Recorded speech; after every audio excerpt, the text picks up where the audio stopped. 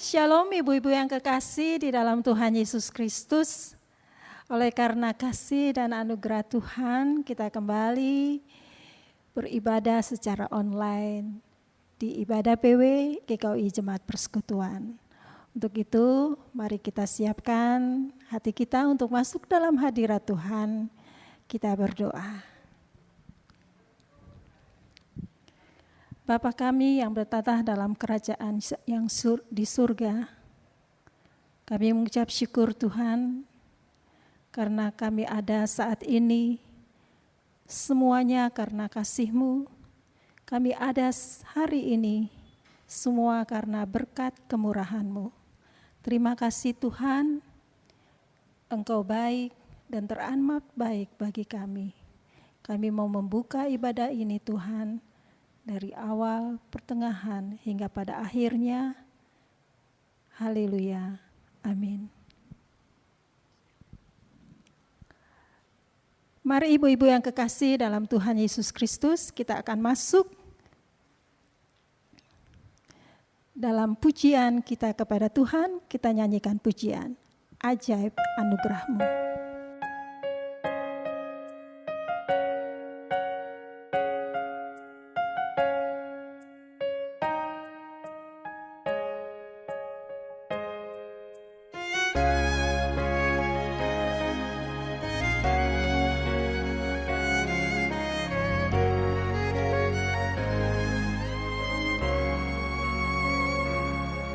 Ajaib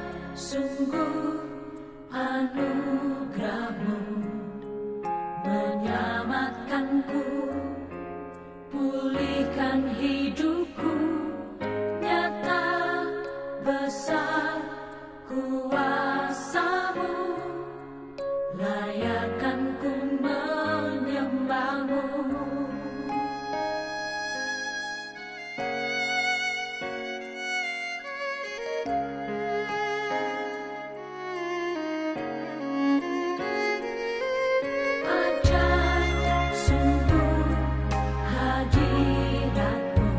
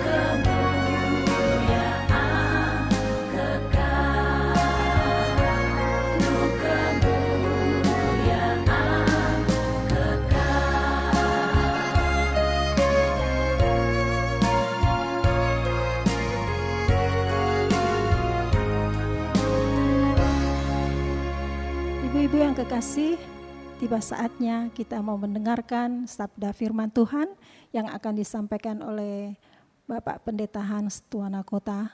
Untuk itu mari kita menyanyikan pujian Tuhanlah Perlindunganku.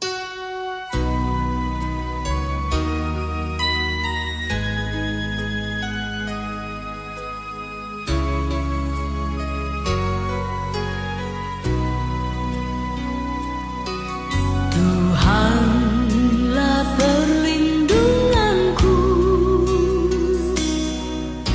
Dialah kekuatanku,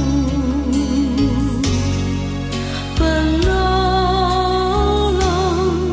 di waktu susah, sangat terbukti. Tuhanlah perlindunganku, Dialah kekuatanku, penolong di waktu susah, sangat terbukti. Haleluya, haleluya, ku mau puji Dia. Haleluya, haleluya, ku mau sembah Dia.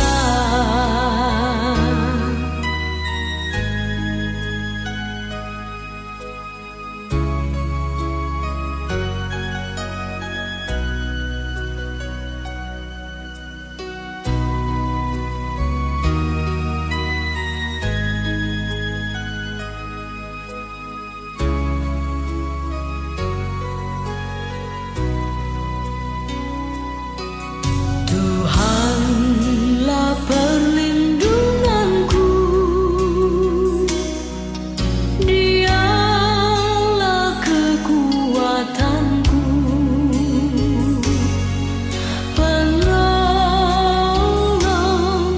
di waktu susah, sangat terbukti. Tuhanlah perlindunganku,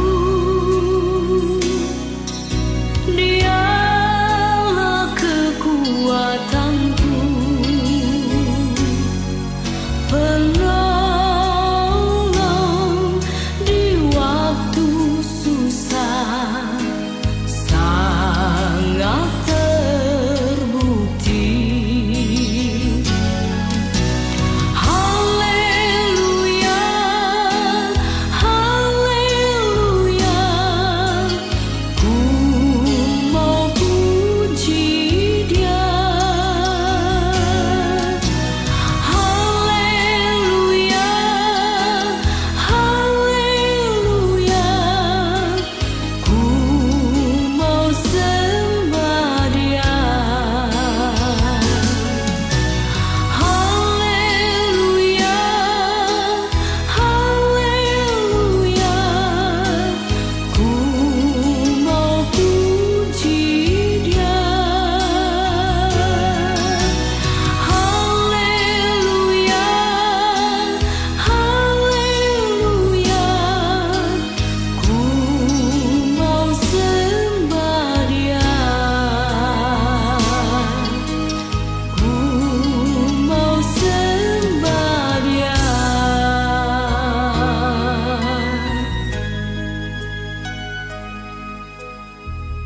Ibu-ibu yang Tuhan Yesus kasihi, mari kita satu dalam doa sebelum kita membaca firman Tuhan. Kita berdoa. Tuhan Bapa di surga, dalam rahmat dan kasih setiamu, kami ada sebagaimana kami ada ya Tuhan untuk beribadah, memuji dan memuliakan Engkau Tuhan, dan menerima sabda Tuhan. Supaya di dalam perjalanan kami dituntun, diarahkan, dan dikuatkan oleh firman-Mu. Kami mengucapkan syukur untuk semua yang kami boleh nikmati. semua kebaikan Tuhan. Dan kami juga mohon ampun ya Bapa untuk banyak salah dan dosa kami. Terima kasih Tuhan untuk kesempatan kami boleh beribadah lagi sebagai persekutuan wanita, jemaat persekutuan. Berfirmanlah ya Bapa, kami siap mendengarkannya. Dalam nama-Mu Tuhan Yesus firman hidup kami berdoa. Amin. Ibu-ibu yang Tuhan Yesus kasihi, saya percaya bahwa kita semua ingin menjadi istri, menjadi ibu yang ideal dalam rumah tangga kita masing-masing. Dan kita pun semua sadari bahwa kita terbatas untuk mencapai hal itu. Oleh karena itu kita bergantung kepada Tuhan, kita bergantung kepada Roh Kudus, supaya di dalam perjalanan kita dapat memberikan yang terbaik dalam rumah tangga, juga di dalam jemaat. Untuk itu saya ajak kita membuka kitab Ayub. Kita akan baca 2 ayat dalam Ayub pasalnya yang kedua. Ayub pasalnya yang kedua, ayat 9 dan ayatnya yang ke-10. Ayub pasal 2 ayat 9 dan 10, demikian firman Tuhan. Maka berkatalah istrinya kepadanya, masih bertekunkah engkau dalam kesalehanmu? Kutukilah Allahmu dan matilah. Tetapi jawab Ayub kepadanya, engkau berbicara seperti perempuan gila. Apakah kita mau menerima yang baik dari Allah, tetapi tidak mau menerima yang buruk? Dalam kesemuanya itu, Ayub tidak berbuat dosa dengan bibirnya. Sampai sedemikian jauh pembacaan firman Tuhan. Dan berbahagialah ibu-ibu yang bersedia untuk memelihara firman Tuhan ini dalam kehidupannya masing-masing. Terpujilah Tuhan Yesus Kristus, firman hidup. Ibu-ibu yang Tuhan Yesus kasihi, saya percaya bahwa kita semua tahu kisah tentang Ayub. Siapa Ayub?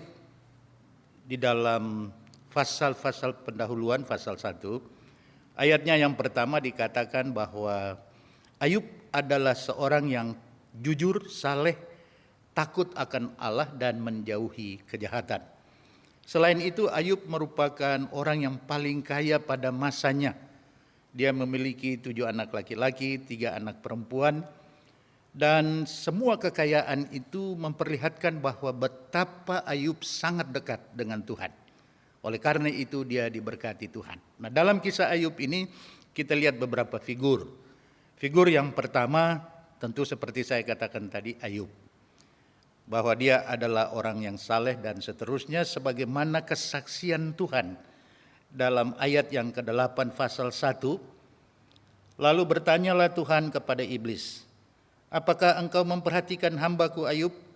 Sebab tiada seorang pun di bumi seperti dia, yang demikian saleh dan jujur, yang takut akan Allah dan menjauhi kejahatan. Itu Ayub, kesaksian Tuhan bahwa dia orang yang benar, yang baik, yang saleh, jujur, takut akan Tuhan dan seterusnya. Yang kedua, iblis. Iblis merupakan figur berikut dalam kisah Ayub ini, di mana iblis diberi kesempatan oleh Tuhan untuk mencobai Ayub. Sehingga 2 kali Ayub dicobai. Yang pertama ketika Allah izinkan.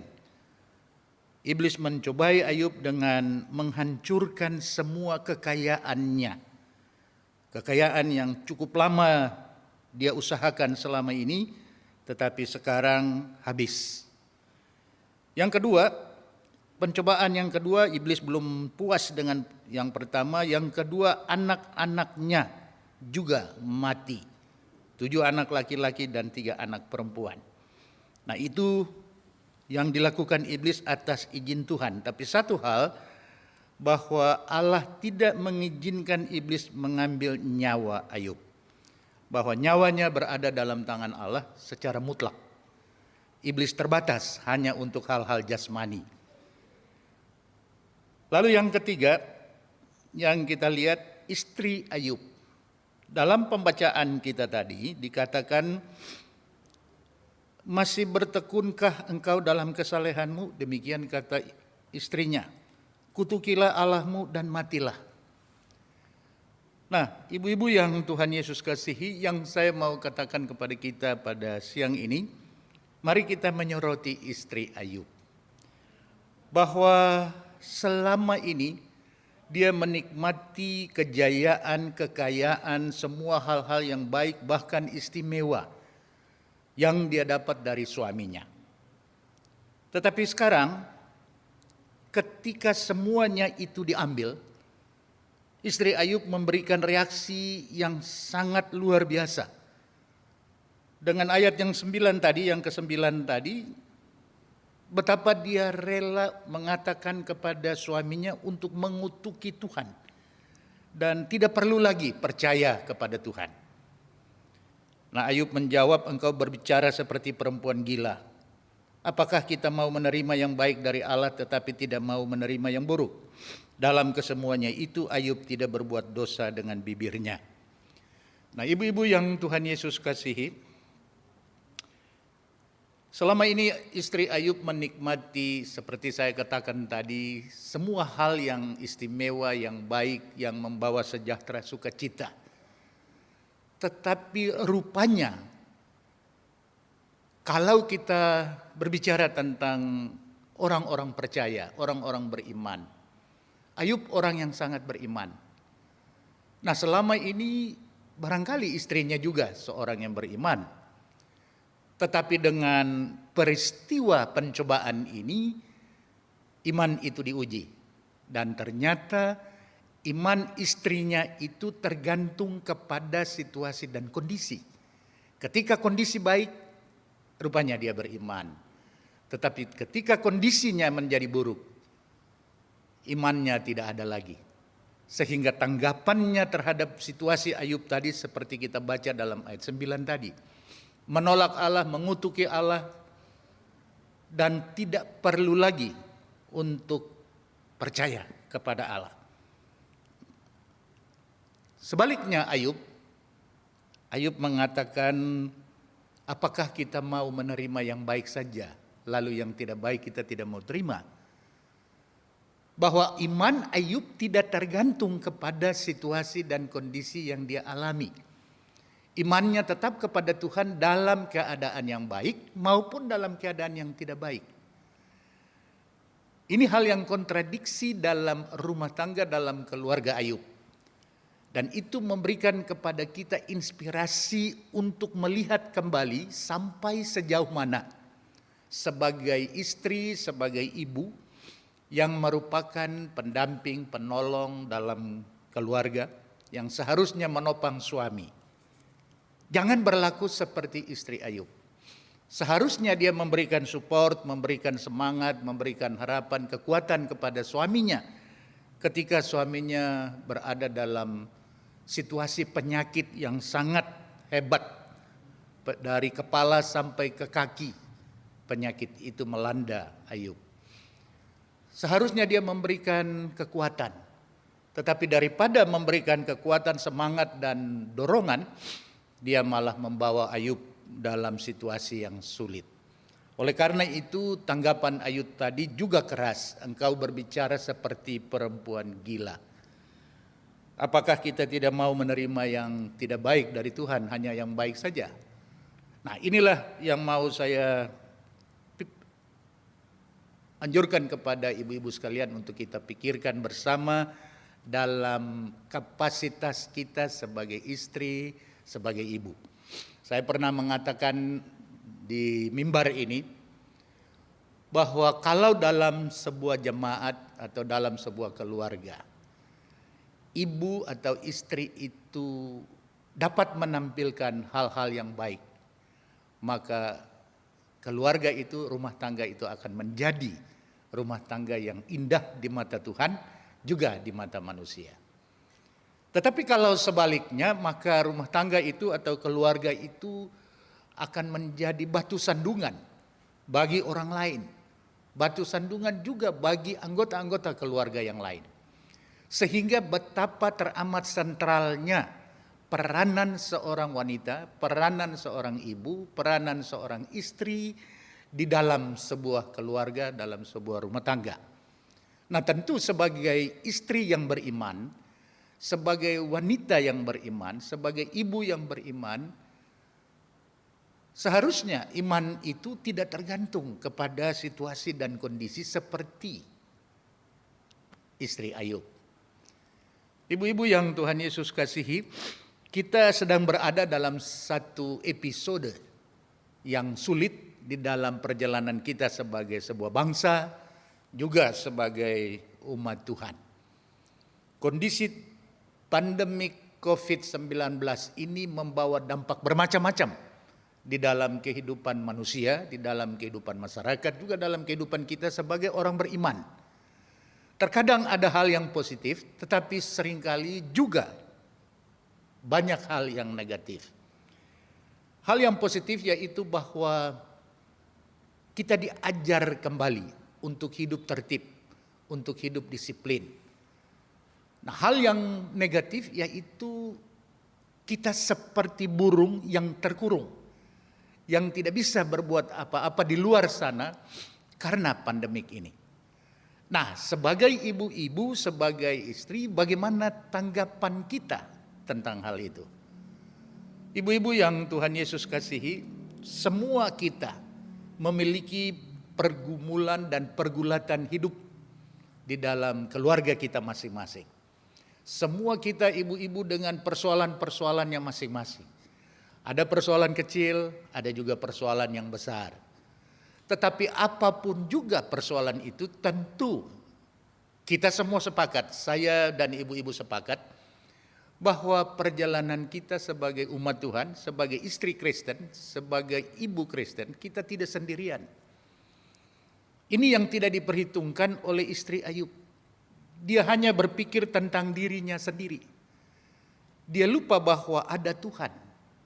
Tetapi kita, ibu-ibu yang percaya kepada Tuhan Yesus, tentu ibu-ibu pun memiliki iman yang tidak tergantung kepada kondisi saat ini.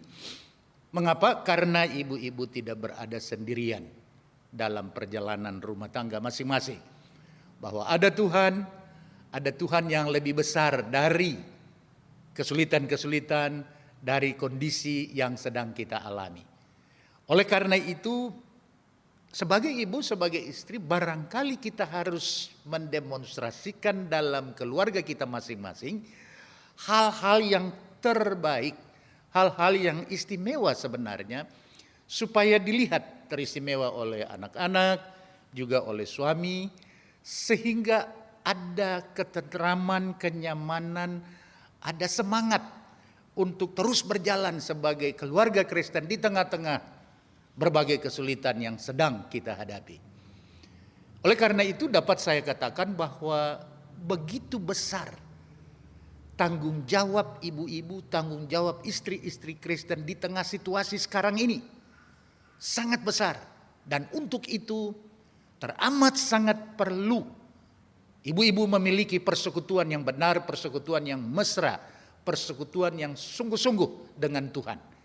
Supaya di dalam kondisi yang bagaimanapun juga, ibu-ibu tidak sendirian.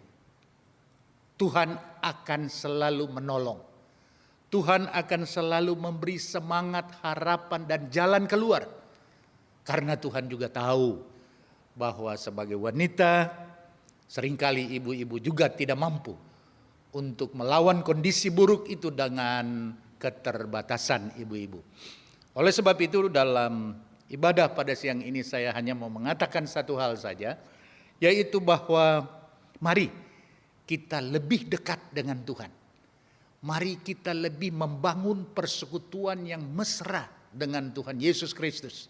Sebagai juru selamat, gembala, penolong, sebagai pelindung kita.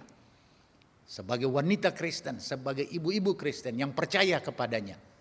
Supaya dengan demikian setiap langkah ibu-ibu di dalam kehidupan berkeluarga, setiap langkah itu dipimpin oleh Roh Kudus yang dianugerahkan kepada ibu-ibu. Sehingga setiap keputusan apapun juga, semuanya itu dilakukan dalam kontrol Tuhan. Yang pada akhirnya ibu-ibu pun dapat menjadi alat dalam tangan Tuhan di tengah keluarga untuk memuliakan nama Tuhan.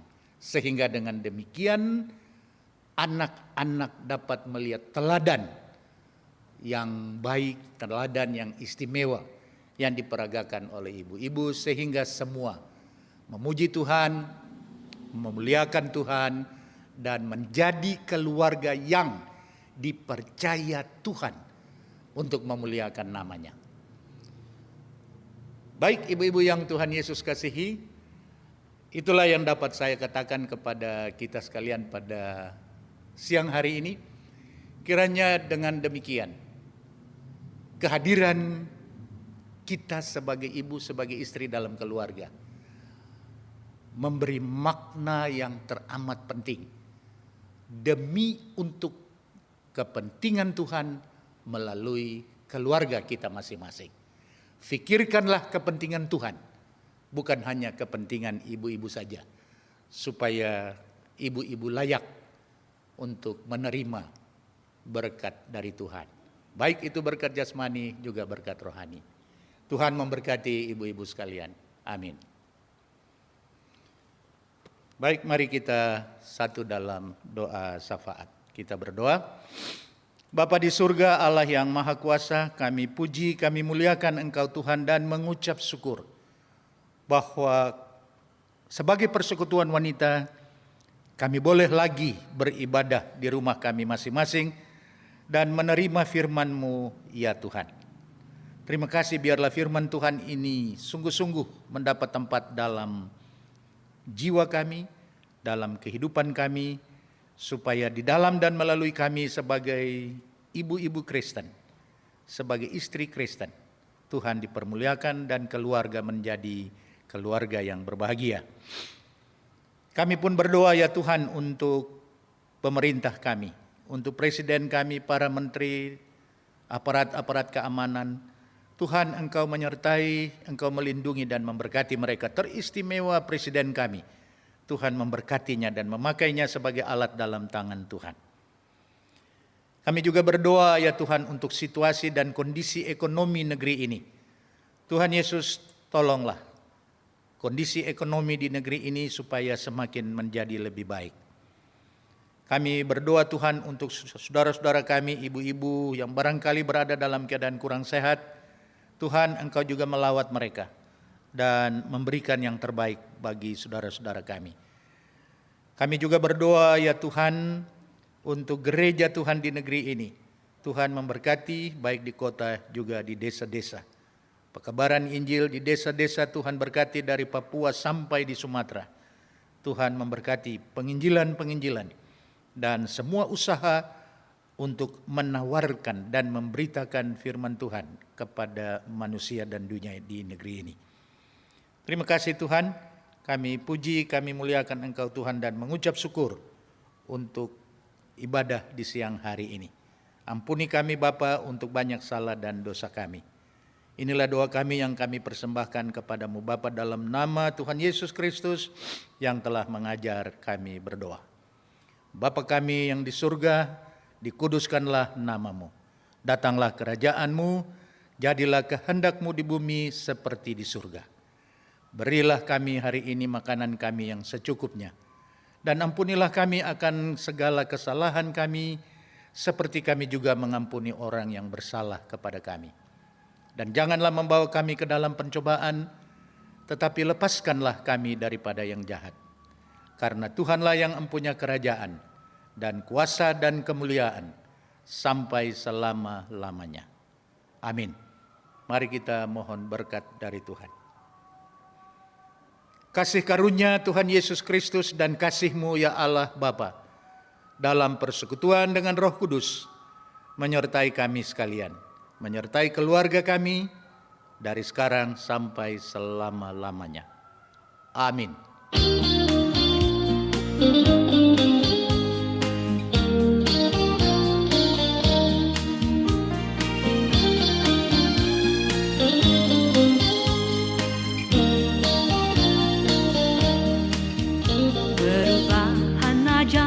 Terjadi padaku sejak di hari hatiku, ada terang dalam hati dan harap penuh sejak di hari hatiku.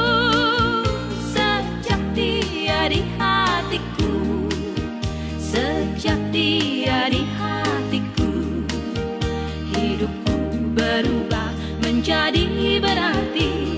Sejak Yesus di hatiku, hidup yang sia-sia telah ku tinggalkan. Sejak Dia di hatiku, keselamatan dan kasih kini ku terima.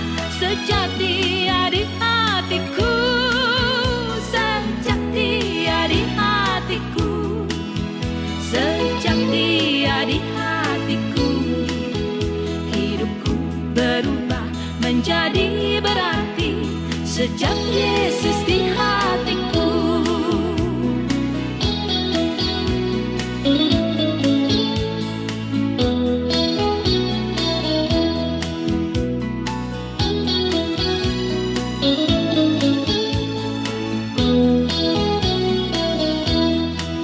Sekarang ku melangkah dengan sukacita. Sejak Dia di hatiku, tiada keraguan dalam pengharapan. Sejak Dia di hatiku, sejak Dia di hatiku, sejak Dia di hatiku, hidupku berubah menjadi berarti. Sejak Yesus di hatiku.